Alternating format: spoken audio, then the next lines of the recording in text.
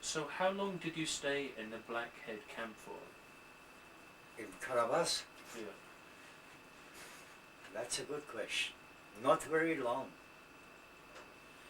We were then transferred further to the north. And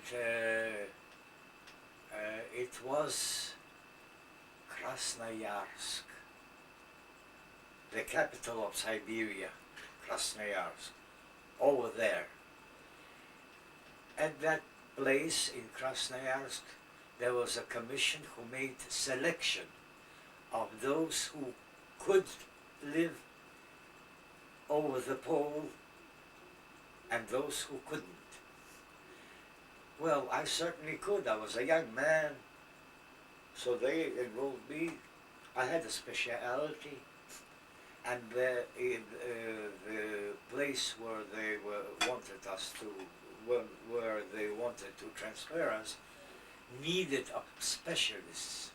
It was the moment when the Norilsk Combinat, the Norilsk plant combinat, was being built. So what was your specialty? I was a medical worker. I studied in Pyatigorsk. That's where Volodya was living. I told it about you before. And I was enrolled into Institute of Balneological Institute, where I studied about, I think, 4 years. And those 4 years were just enough to recognize me as a medical worker. So I had a formula, that's a passport of each secluded person, where there was written that I have connection with medicine. And that's why they transferred me to over the pole. But The polar circle. over the pole circle, Zapalia, this is pole, and then further on, more further. Am I explaining right or not? Yes. Yeah. Keep going. Right. And then when you arrived there, what happened? Many things happened then. First of all, the most tragical fact is, while we were traveling from Krasnoyarsk to the place of destination, that is Dudinka, Port Dudinka, 14 days we flew on that river. The river is called, I suppose you know it, Yenisei. Yenisei, one of the greatest, biggest river of the world, Yenisei. But the boat, not the boat, I don't know how it is called, you know. It's a vessel. Barge. Barja also.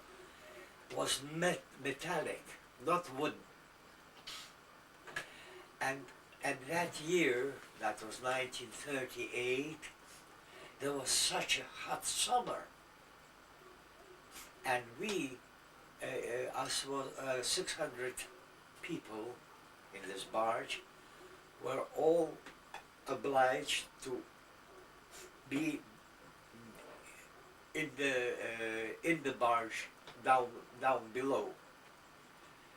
It was so hot, like an oven. You see, you know what I mean, yeah? When you understand, please say that you understand. And with like an oven. And many people, after a few days of traveling, felt so bad that the convoy had to pull them out from the depth of the barge and let them breathe a little bit of fresh air. The stairs which go from the bottom of the barge on the well, how it's called? The deck. The deck. On the deck. Yeah. There was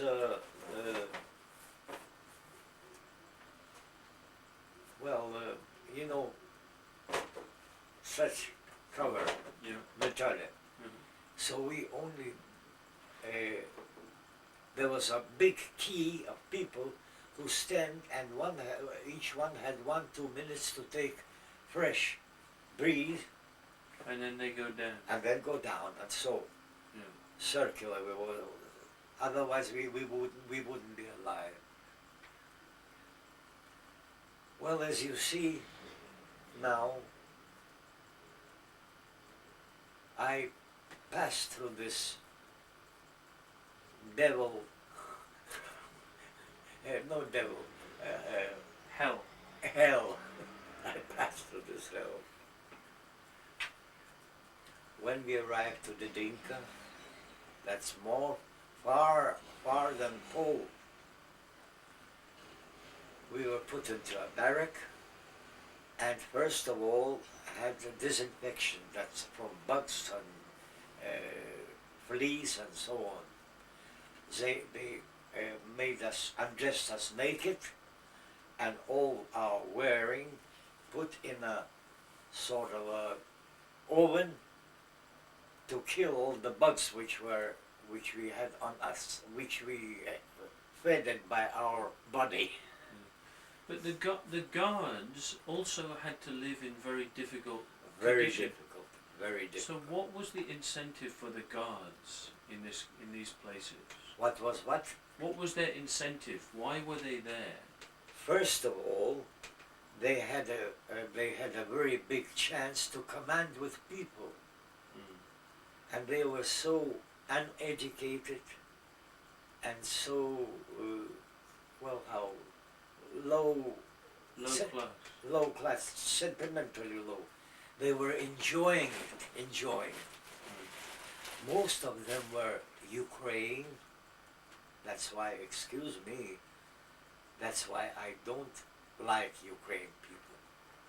Ukraine and the ones from the Asiatic, Kazakhstan, Uzbekistan, they were guards. They had their meal, they had the uniform, and that was just enough for them. That satisfied them. But their life was certainly also very poor. So how long did you stay in this new location? In Dudinka, we stayed in Dudinka we were on quarantine. You know what a quarantine is? Quarantine. Quarantine.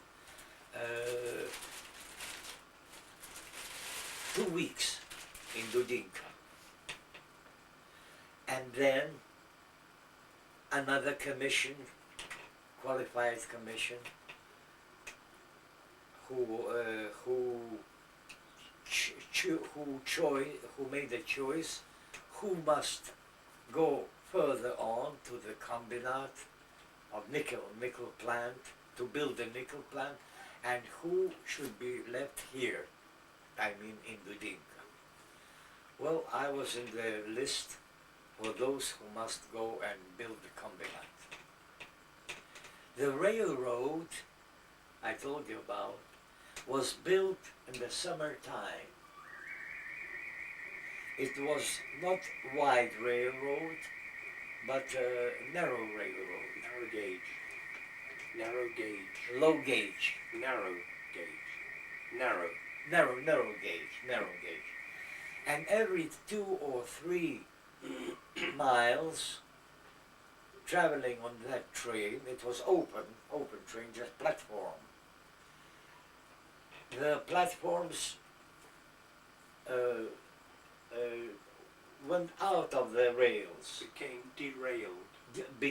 Became derailed because due to the hot weather that time, the snow all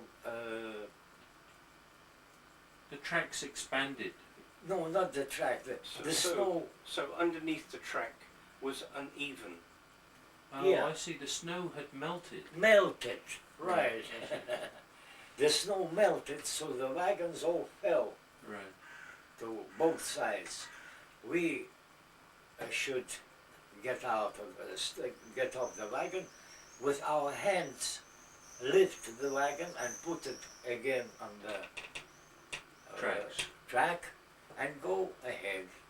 And that was about 10 or 15 times before we reached Norris.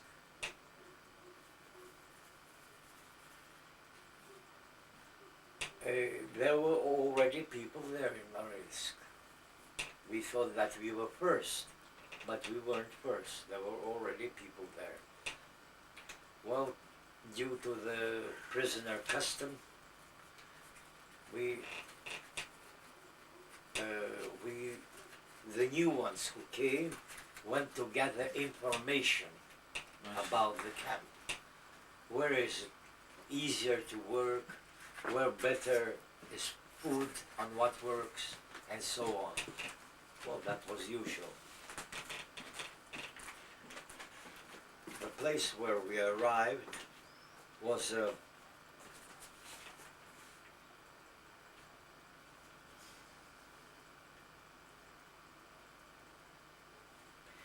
barracks was made of plywood. You understand? Yeah, plywood. Plywood. I mean to say that over the pole, a barrack with a plywood made of plywood. Yeah. How can people live in that place? Because it's too cold. 40 degrees centigrade. But not 40, minus 40. 40 minus. Minus, certainly minus. 40 degrees centigrade. Poor God, at a snowstorm, 20 or 30 miles an hour. So it's impossible to live. It's just impossible. But we live.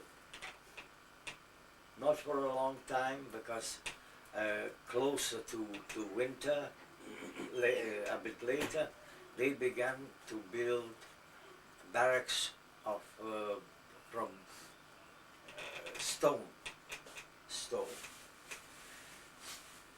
And those stone barracks, from outside it was cold, and from inside the expiration on the walls, on the ceiling, was pouring like a shower. Expiration, because in one of the barracks there lived about 200 people. And except that, we dried our clothes, and our clothes is that what everyone could have with him. It was a blanket or something else, you understand? Such was our clothes. After how many? About 2 months, we got new dress, polo dress,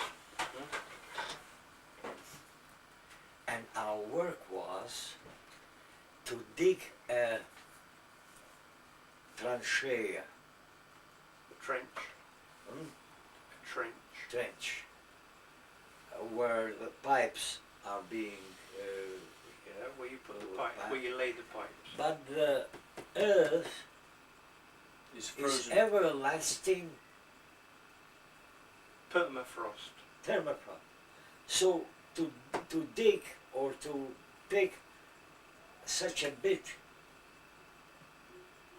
it takes a whole day. You with such a weapon. Mhm. And the rule is, if you don't dig 1 cubic meter a day, your food ration, will be cancelled to absolute minimum. You see? They were giving us 600 grams of bread, 600 grams. That's a bit more than a pound. And some liquid instead of soup. But the general director of the combinat was a very good man. He was a very good man. He also was formally included, but the government was in the need of his knowledge, and they let him free. But he didn't forget his inclusion formally, and he did all what he could to make our being more or less suitable, more or less. That was 1938. But if you were a medical specialist, why were you digging a trench? I was doing that what was more needed at that moment. Not my medical knowledge, but the trench was needed first of all. And were you guarded? Were you locked in the barracks? No. No. So you had freedom to move around? No. We had freedom to move only in the space of the camp. A barrack, and all around is the barbed wire. How do you Barbed wire. Barbed wire. Huh? And that is a very, very little space, and that's all. But the barrack wasn't closed. So if in the night, for instance, you want to sit alone to think about something, you can go out and sit down, think of what you want, but don't say what you want, only think about it. So did you have any friends inside this barrack? Sir, And could you talk openly with your friends? no. Everyone was afraid of his opponent, of his friend. And that was the guarantee of your safety. The guarantee of safety. Nothing, not one single mind of politics or something of that sort. Nothing absolute. We only talked of work, of our family, of the time when it will be warmer, the sun will rise. That was the first time.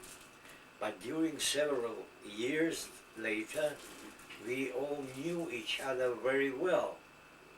We got so acquainted that we could sometimes trust a person. So how many years were you in this barrack for? 10 years. You stayed in this one location for 10 years? No.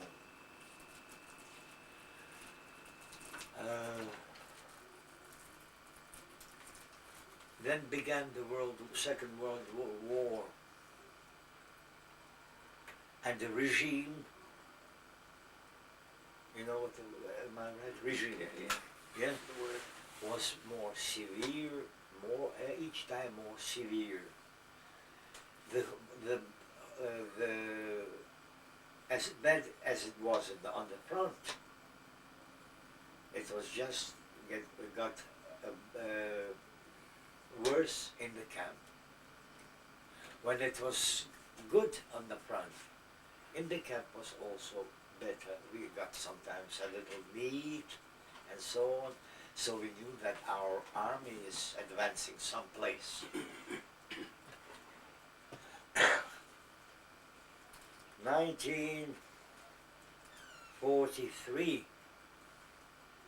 No.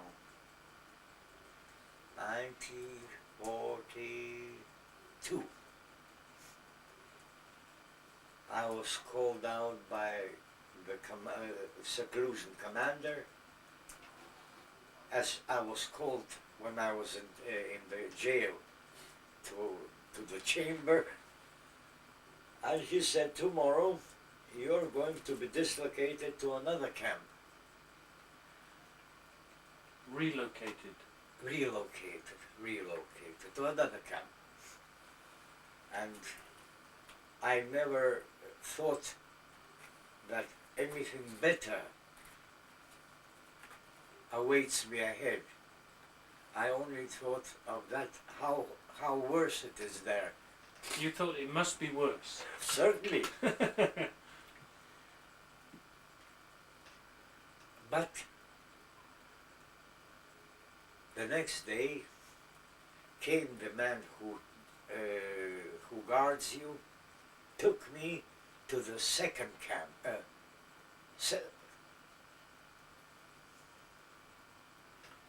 fifth camp,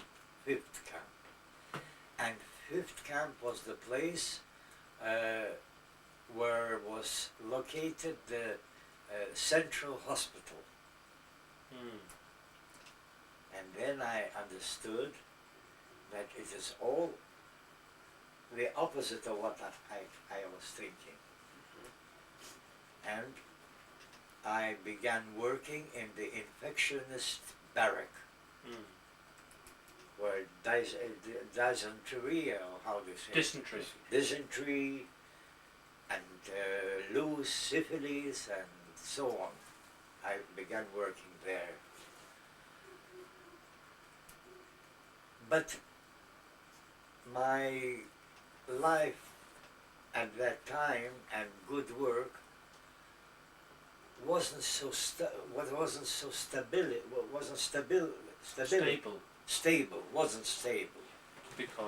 because some of the people, perhaps including me also, I don't know, had to be shot.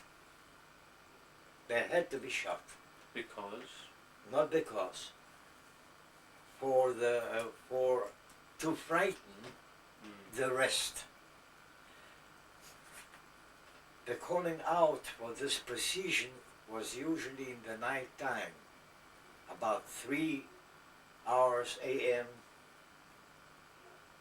A whole brigade of the guards with rifles, automatic guns would come into the barrack, give commands, stay up, get up. Get up. Well, we certainly, and quickly. And the commander begins to read the list of people who are must be not transferred, how do you say? Sure. No, to transfer to other camp. You're transferred or relocated. Relocated, I forget this word.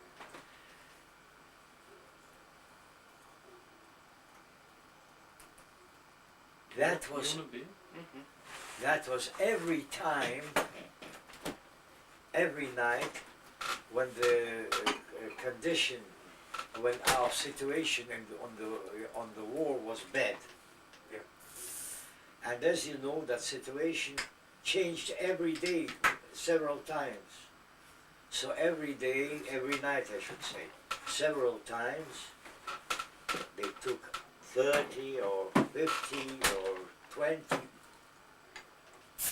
secluded people, and they were taken away to a place which we knew about many years later. Some place they were taken away. If they would be taken to another camp, we would know about it. We would know about it because there was a sort of a radio. You call it a grapevine. A grapevine. A grapevine, it's... Yeah. So my life till the end of the war was connected with such tragical moment when I and all people like me were each night awaiting to be executed. Each night. One night when the people were taken out, everyone crossed himself that it was not him. But he was not sure that he shouldn't be the next. Yes. Understand? Then came 1945, when the war was over, and I was invited to work in the venerological clinic, and it was given to me a pass where I could go out of the zone anytime and for long as I need. So I was approximately a free man. But and the people who were being treated by us were not seclusion people, not seclusion. And they knew that we need something to eat and so on, and everyone who would come to us, they would leave some cigarettes or a can of some, you understand, leave to us for They gave you thankfulness. something. Yeah, leave. And this what we received, we had to make a payment to the guard which passes us into the camp and out of the camp. That was our gift to him. That was why he was very anxious that we should, as more as it is possible, to go out of the camp, because we would bring him. That's his position. He also didn't have anything, understand? So now, I want to go back to your father, because now the tape on my camera, we're running short of tape now. So what I want to know, you see, your father is my children's great-great-grandfather. Yeah. So what I want to know is, what do you think your father, what messages would he like to pass on to his great-great-grandchildren? What were the main themes? What were the main things that he taught you, and what were the main things? I think that his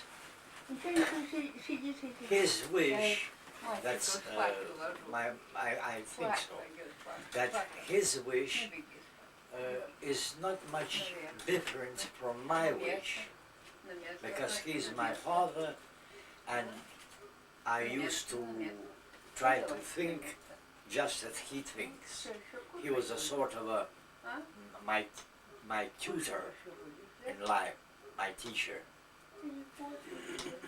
Well, if to think what he would say that he was very glad that his потомство, well, the children who is left after father, how it is called? The progeny. Progeny. Progeny. Progeny. The progeny. Progeny. Yeah. That the progeny live a real, good, favorable life, that they all look very beautiful and smarty and healthy, and he would say that he has a big regret that he, while being alive, couldn't do much enough so his children would live just as good and in good prosperity like the children of his children. I think that is what he would say. He would say also that you must never stop to gather information. All information which is possible to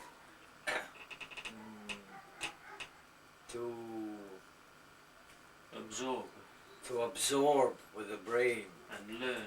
and learn because the brain has such a big capacity that